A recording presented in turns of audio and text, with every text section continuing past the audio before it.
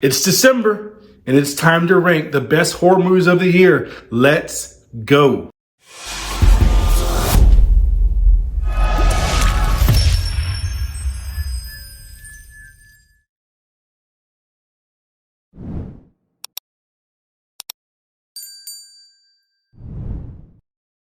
All right, everybody. So I was thinking about this year for horror movies, and it was actually a pretty good year. I saw all in total about 23 movies new this year that I've seen between theaters and in streaming services. Now, I liked more than I didn't like, and I loved a lot of them as well. So I would give 2023 as a win for the year for us horror fans. So I want to take some time to rank the 10 best horror movies of 2023.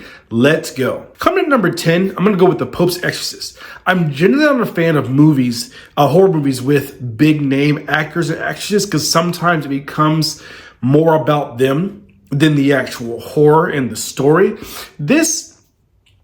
We've seen a ton of Exorcist movies, and this really didn't bring anything new, but it was good. And by comparison of some other Exorcist movies that I saw this year, wink, you guys know what I'm talking about, this was way better than some of the other ones that I've seen. So at number 10 for me, I'm going to go with The Pope's Exorcist. At number 9 for me, I'm going to go with Renfield. Now, you guys know by my previous review and the way I talked about Dracula movies this entire time since I've had this channel, I absolutely love Dracula and vampire movies. And like I said previously, Nicolas Cage is, if not the very best, definitely in the top 3 for best Dracula portrayals ever. This one was hindered to me. It would have been higher on our list, but the pacing was a little bit off, and I think it went a little too quick.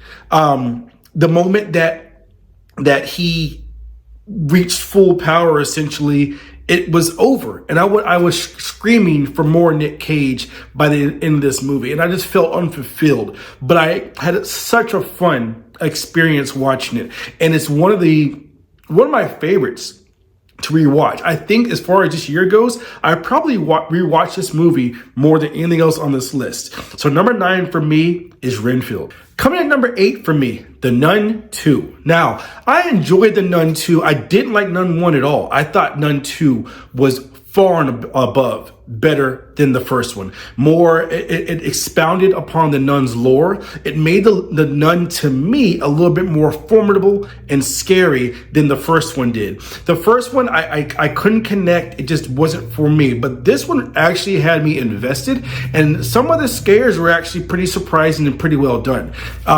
This was definitely an improvement on the original one. So for me, number 8 is going to be The Nun 2. Number 7. Now, when I watched this movie originally, I had it at the time I watched it as the best of the year by the time it was out. Number 7 for me is Boogeyman. Now, I understand a lot of people do not like the PG-13 movies. I thought this was very well done. Kind of like I said in my review, where it lost me a little bit and where it's not higher is I felt as soon as they revealed the monster, I felt it kind of cheapened the movie in the same way that the Smile monster kind of did the same thing to me when I watched the movie last year. Still, everything up until that was edge of your seat. I very much enjoyed this movie a lot. And again, my number 7 is Boogeyman 2023. At number 6, I'm going to go with Saw X. Now, you guys know I'm a huge Saw fan. My favorite franchise as far as movie to movie, I think it's the most consistent.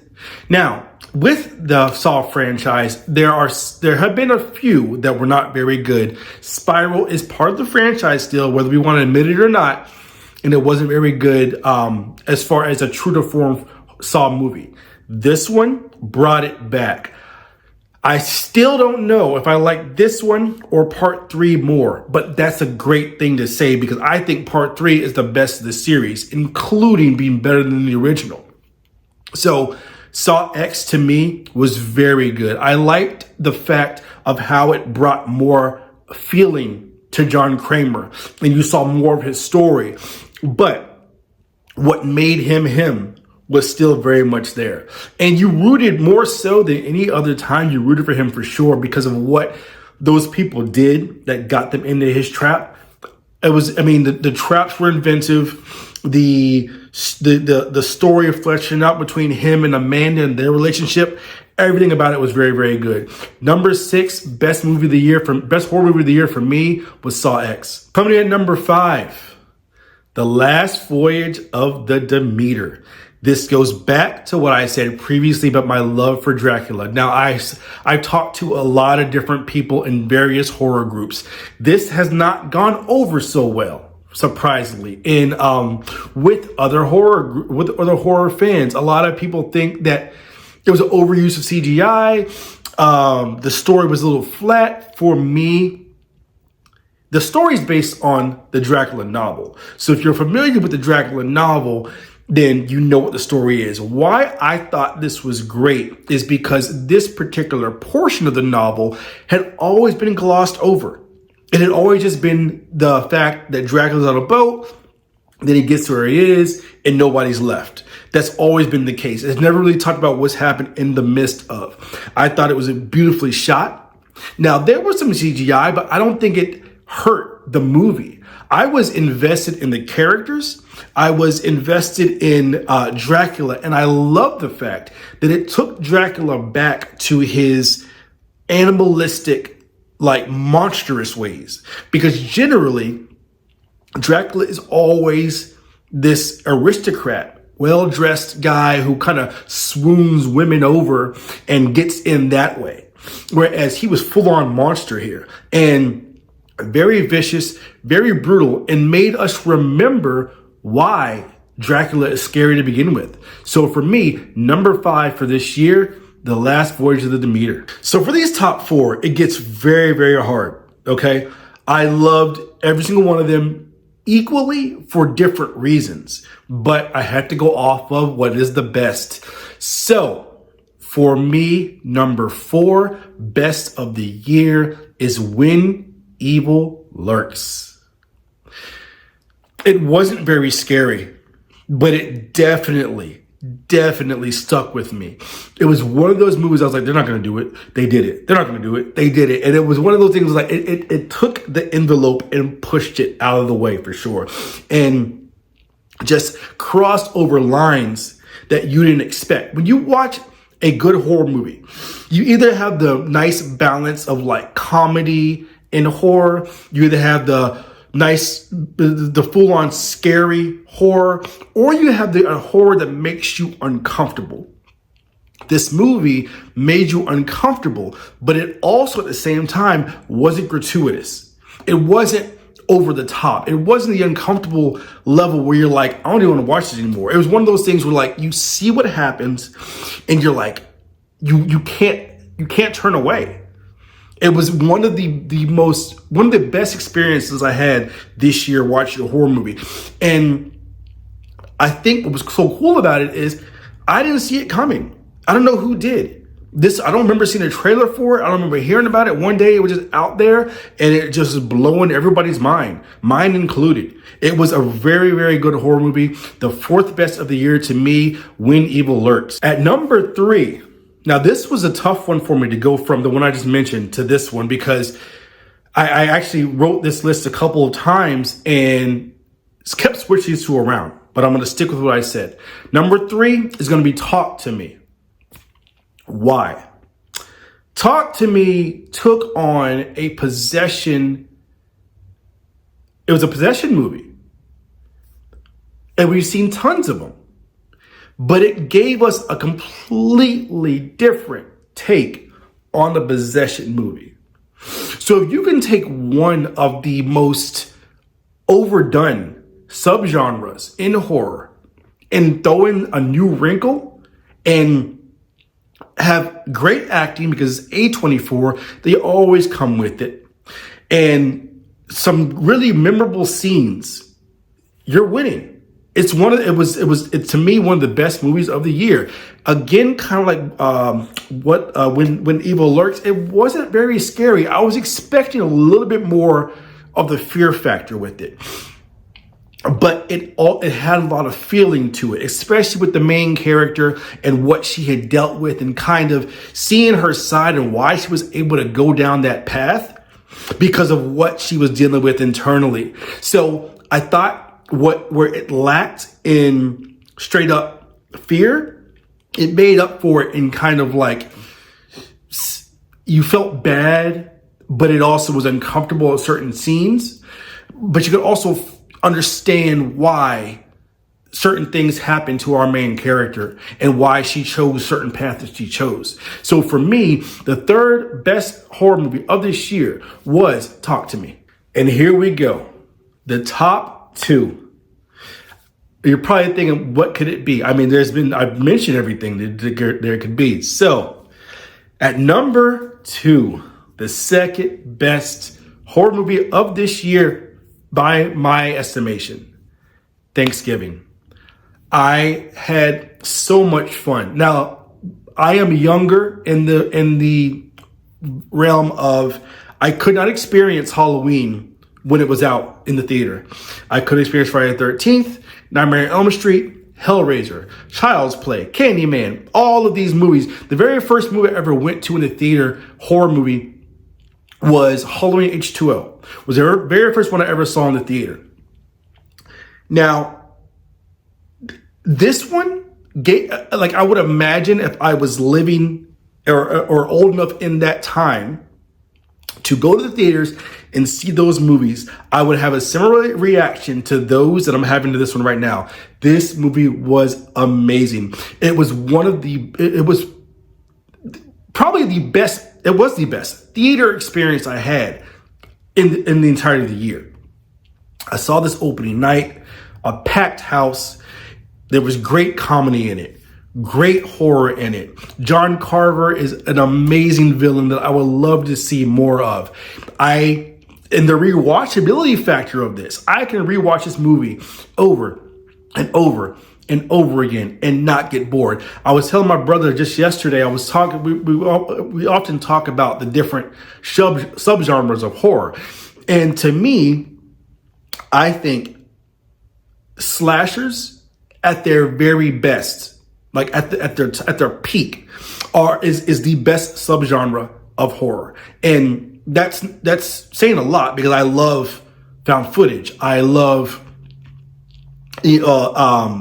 all the subgenres, but I think that the very best of a slasher is the very best subgenre when it's at its peak. And I cannot say enough good things about this movie. If you have seen this one, you know what I'm talking about. I have not seen one person that I've seen online or talked to that did not enjoy this film, because it's one of those things, like I said previously, it's one of those things. It was a best mix of the two. The comedy that was in it was needed to introduce some levity. It wasn't over the top. So it's not a horror comedy. It's definitely a horror movie. Like this is not a horror comedy. It's a horror movie that has some comedic parts to it to introduce levity for, to the audience. But make no mistake, this is a horror movie through and through. And I love the motivation of the killer. One of the things that make a great killer in a great franchise, I'm hoping this becomes a franchise, is the motivation and peeling back more and more of the layers as the movie goes on. This is a cult classic. This is the second best movie of the year to me. That is Thanksgiving.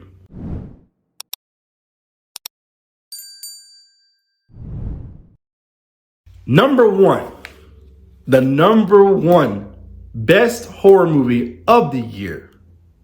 Can you guess what that is? Hell House LLC Origins. So, I had just said the best version of the best subgenre is slasher when it's at its best. Until like that, and as far as this year goes, Thanksgiving was the best version of a slasher that we got this year. But there is no horror movie that I witnessed this year that was as good as Hell House Origins. Found, like I said about Talk to Me, and how the possession subgenre is kind of overdone almost. We've seen everything. The same can be said for found footage. This one, if more people heard about this and watch it, I can see this making a mainstream resurgence of the found footage subgenre the way that Paranormal Activity did when it came out some years ago. This movie was very, very good. The entire franchise is great, but this is the best of the franchise. And to me, I think it's by far. I have watched this movie since it came out probably 3 or 4 times already. And every time I watch it, I see something new. Every time I watch it, I see something in the background that I didn't see before. Another tie-in that where I'm focused on this. I'm like, oh wow, what was that? It is a terrifying horror movie. I dare you. Find this on Shudder, turn all the lights off at your house, watch it by yourself. I promise you, you will feel something from this. You will feel pretty scared by this movie. As far as a horror movie goes, it also had very small parts, but it also had some levity in it as well. But for the most part, this is pure horror and scary horror, which is what we're here for in the horror genre. To me, the best horror movie of 2023 is Hell House LLC Origins. That's my list, guys. Look, we are 26 days away from the end of the month. So I'm curious, what did you guys think? What did you guys see this year? Where does your list stand? Have you seen Hell House? What's your number 1? What's your number 10? I want to know these things. So let me know in the comments, guys, what you guys think. Thank you for joining me. This is the Glad's Horror Channel, the best horror channel here on YouTube. I've got way more to do this month, so I'll be in front of you guys quite a bit, but I had to get this one out first. So that's my list, the 10 best horror movies of 2023. Thank you guys for joining me. See you next time.